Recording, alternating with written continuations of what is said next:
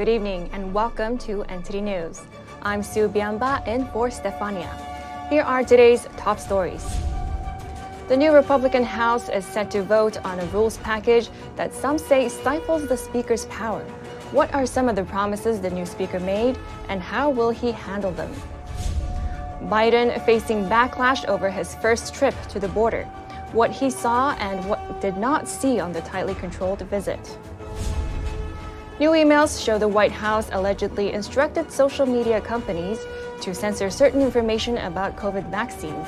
We hear from a lawyer involved in the lawsuit against the federal government.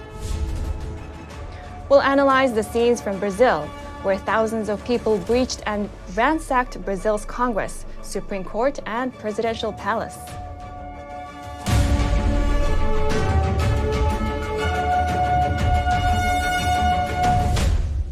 Congress returns for another round of voting, this time over the rules package that governs how the House does its business. How does this affect the power dynamics in Congress? NTD's Arlene Richards reports. Kevin McCarthy. After 15 rounds of contentious voting and multiple concessions, new House Speaker Kevin McCarthy holds the gavel. But some say the compromises have weakened his power and handed it over to a small group of Republicans.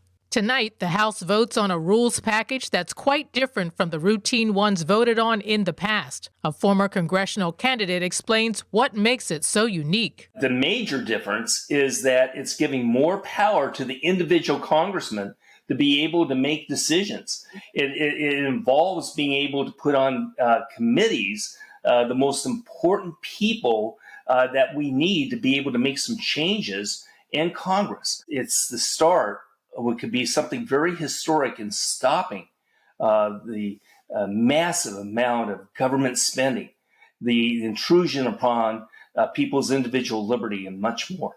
A key concession in the package allows any one member to call a vote to remove the Speaker. If this vote is called, McCarthy would need a majority of 218 votes to remain as House Speaker. Huey said this puts some pressure on McCarthy. He is going to see multiple pressures to be able to compromise. He's got this immense pressure of what is called the rhinos, the Republican in name only, the ones who will oppose much of what is being done by the conservatives. He said at the same time, McCarthy is being strongly held to make good on his promises to conservatives. Before the vote, Republican members of Congress gave opinions on the new rules package. Chip and I agree that the rules package had to change, and we have been working to change it. I think one thing that I'm not on board with is the idea that, you have to guarantee them X number of slots on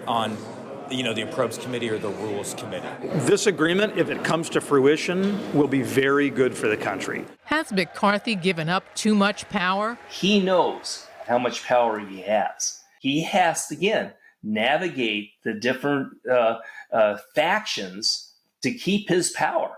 And so you're going to see some compromises. What can we expect from this Republican House? You can expect them taking a look at the use of the federal government to basically put pressure on Twitter and Facebook and Google and Instagram and all the different factions, types of social media. You can see that what's going to happen is the FBI, the Department of Justice, the CIA, all these different bureaus, they're going to be having investigations. Congratulations. We are now Arlene Richards, NTD News. A new report says the IRS continues targeting low-income earners with more audits than high-earning individuals. It's believed the agency does that due to a lack of manpower. A recent report by Syracuse University says the IRS is continuing to audit more low-income groups than billionaires and millionaires. During fiscal year 2022, the rate of income tax audits per 1,000 individuals reportedly stood at 12.7 for the lowest income wage earners and 2.3 for everyone else. This made low-income wage earners the taxpayer class with by far the highest audit rates, clocking around 5.5 times more than everyone else. The report gives a possible explanation for that, saying that low-income wage earners have historically been targeted not because they account for the most tax underreporting, but because they are easy marks in an era when IRS increasingly relies upon correspondence audits, yet doesn't have the resources to assist taxpayers or answer their questions. The report comes as Republicans have said they'll repeal the Biden administration's push to hire 87,000 new IRS agents. The Inflation Reduction Act had set aside $80 billion in funding for hiring the new agents. Only around $3 billion was set aside for taxpayer services, with around $45 billion going for tax enforcement. The move was met with strong resistance from the GOP. Newly released emails allegedly show that social media companies censored certain information on COVID vaccines. They apparently did so after receiving multiple directives from the White House. In May of 2022, Republicans attorneys general from southern states sued the Biden administration for allegedly pressuring and colluding with social media giants to suppress free speech. Now, just a few days ago, email conversations were released as part of that lawsuit. Missouri Attorney General Andrew Bailey, who is part of the suit, published the emails on Twitter. They appear to show White House employees instructing social media companies on how to handle information about COVID vaccines, like this email to Twitter, which addresses a post made by Robert F. Kennedy Jr. Wanted to flag the below tweet, and I'm wondering if we can get moving on the process for having it removed ASAP. Janine Younes is involved in the same lawsuit as Attorney General Bailey. Younes, who represents some of the private plaintiffs in the suit, tells NTD that First Amendment rights prohibit the government from using private companies to censor certain ideas. We had a lot of evidence that this was happening already, but these new emails sort of take it to another level because they show the government really threatening the tech companies, especially here it's Facebook and Google. In an op-ed for the Wall Street Journal, Younes gave an example of such strong language allegedly used by the White House after Facebook didn't take the desired measures to censor a certain post. A White House employee apparently wrote an email to Facebook saying, "We are gravely concerned that your service is one of the top drivers of vaccine hesitancy, period. We want to know that you're trying, we want to know how we can help, and we want to know that you're not playing a shell game. This would all be a lot easier if you would just be straight with us." Now, another thing that's being revealed with these new emails is that, according to Younes, the government previously said that social media companies actually wanted to stop the spread of so-called misinformation on vaccines, and that the government and social media had the same goals, which turns out not to be true. These emails show that in the beginning of 2021, the companies really were not censoring as much. They were not censoring people for so-called COVID misinformation to this degree. And the government, especially this Rob Flaherty in the White House, took it to another level. She says these are clearly First Amendment violations and that they hope a court will recognize this with the ongoing lawsuit. NTD reached out to the White House for comment, but didn't hear back before broadcast. Reporting by Arian Pastar, NTD News. President Biden is in Mexico today following a controversial trip to the southern border. NTD's Iris Towell has more. For the first time in 9 years, a U.S. president in Mexico. Biden's in Mexico City today meeting with leaders of Mexico and Canada. And the meeting comes as Biden's facing backlash over his first trip to the U.S. southern border. Stopping for about 4 hours in El Paso this Sunday, Biden visited a port of entry, a migrant services center, and part of the border wall. But Republicans are calling it a photo op, as Biden didn't actually encounter any illegal immigrants or go to any of the areas where they've been camped out for weeks. The White House told reporters that it was coincidental that there just happened to be no illegal immigrants at the service center when Biden visited. Meanwhile, videos showing camps being cleared out days before Biden's visit. Meanwhile, some Democrats and immigration advocates are accusing Biden of implementing inhumane policies by expanding Title 42.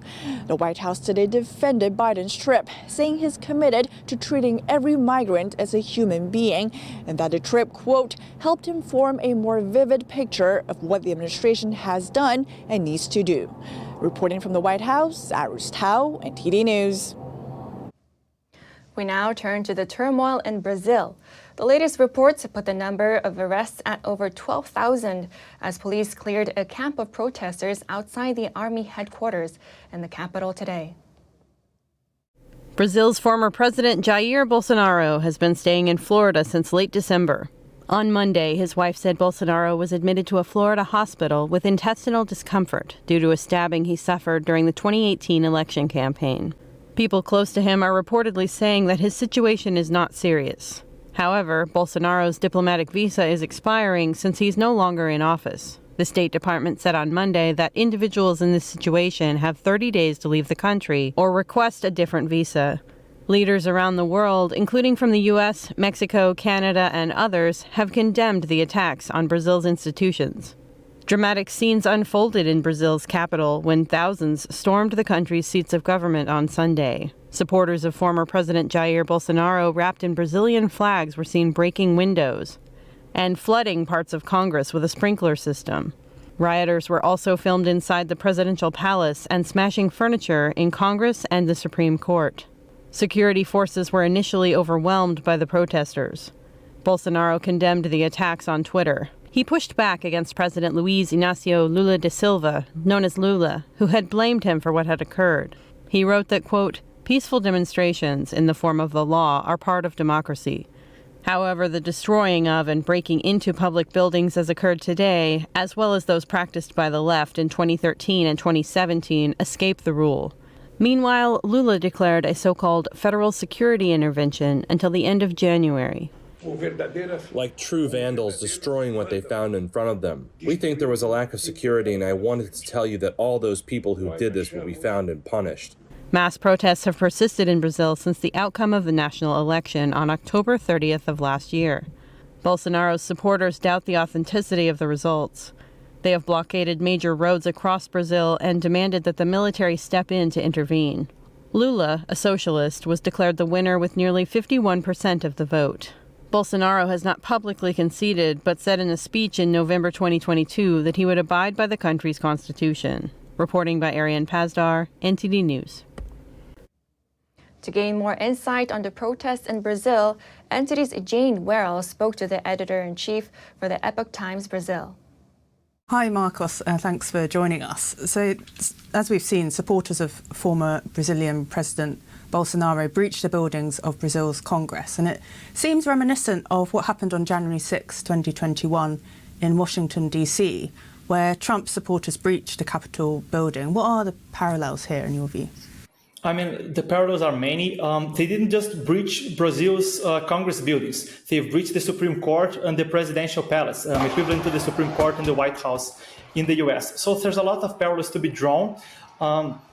First of all, these protesters, one of the parallels that can be drawn is that many said Antifa and other left-wing organizations might have infiltrated protesters to cause vandalism, and I've been talking directly to protest sources, to organizers of the protests in southern Brazil, and what they tell me is that they intended to go there peacefully, but infiltrated people have led the more radicalized protesters to invade and do acts of vandalism. It's still being investigated. I can't confirm if that was the case, but that's what the protest organizers are saying about the violence. Now, another parallel I think it's worth drawing is that after January 6, U.S. justice, especially the Democrat Party in Congress, did try to get Trump associated to it and did try to indict Trump or try to get him not to run in 2024. And what we're seeing so far is that Lula has already talked about Bolsonaro being allegedly involved, has blamed him for part of what happened. And I think we're likely to see the local left wing trying to stop Jair Bolsonaro from running to re-election in 2024. I think those are some of the parallels there. What I think is most concerning is the fact that this episode might be used to disenfranchise the whole of the Brazilian right wing, which already has moderates after this basically fleeing from that position. Well, for President Lula da Silva, what kind of challenges lie ahead for him? I mean, the challenges are huge.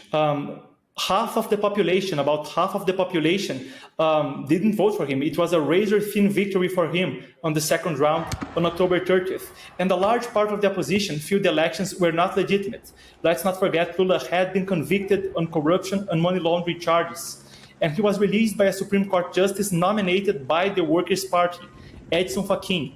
And this Supreme Court justice used to be a Workers' Party activist before he went into the Supreme Court. This was the man who got Lula out of jail, not on the merits of the accusations, but on procedural grounds, that the process wasn't conducted in the way that it should. So a lot of people feel that him even running wasn't legitimate. And I think the main challenge to lie ahead is how is he going to get his government to be able to proceed without having to resort to authoritarian law enforcement, because the protesters do not seem to be willing to give in. Very, very hard situation for his administration right now. Well, Marcos Schutges, Editor-in-Chief of Epoch Times Brazil, thank you very much. Thank you so much for having me, Jane. Coming up, California is still storming away, leaving flooded roads and falling trees in northern parts of the state. Authorities say there are now 12 fatalities. And good news from the NFL. Bills safety Damar Hamlin is now back in his hometown of Buffalo.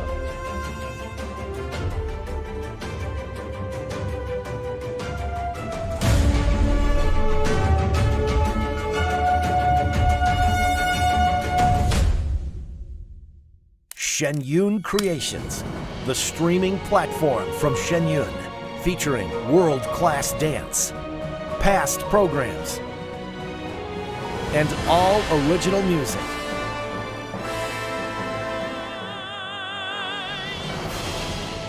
Masterclasses, behind the scenes, comedy, and more. Explore shenyuncreations.com. Navigating a world of economic madness, you need to have the right guide. What did today's decisions mean for your tomorrow? We ask why. What's the alternative? Uncover the deeper reasons and the hidden influences, and highlight the real opportunities for profit. At NTD Business, we connect the dots for you. Good evening. Thanks for joining us. NTD Business. I'm Paul Green.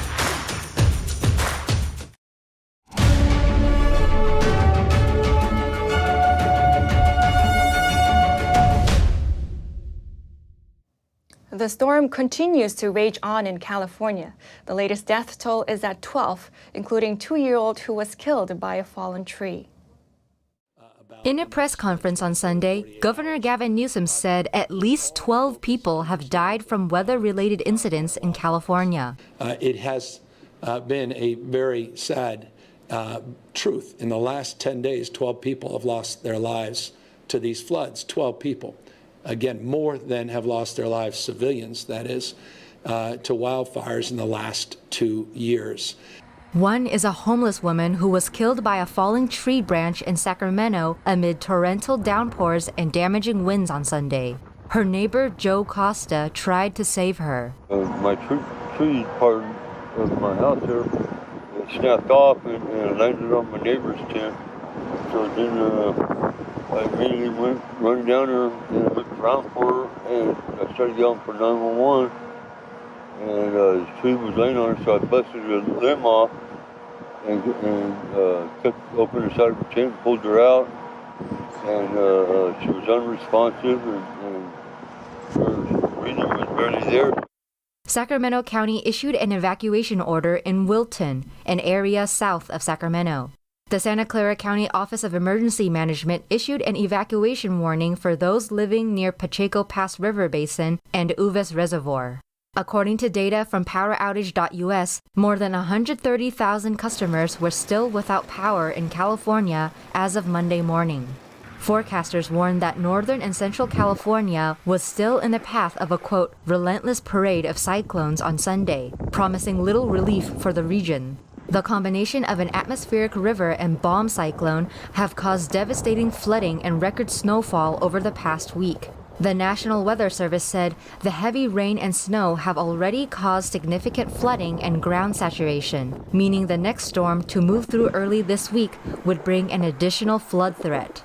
Signs displayed along freeways highly discouraged travel Sunday night through Monday. President Biden declared a state of emergency for California starting Sunday night. He ordered federal assistance to help with local response efforts from the severe winter storms.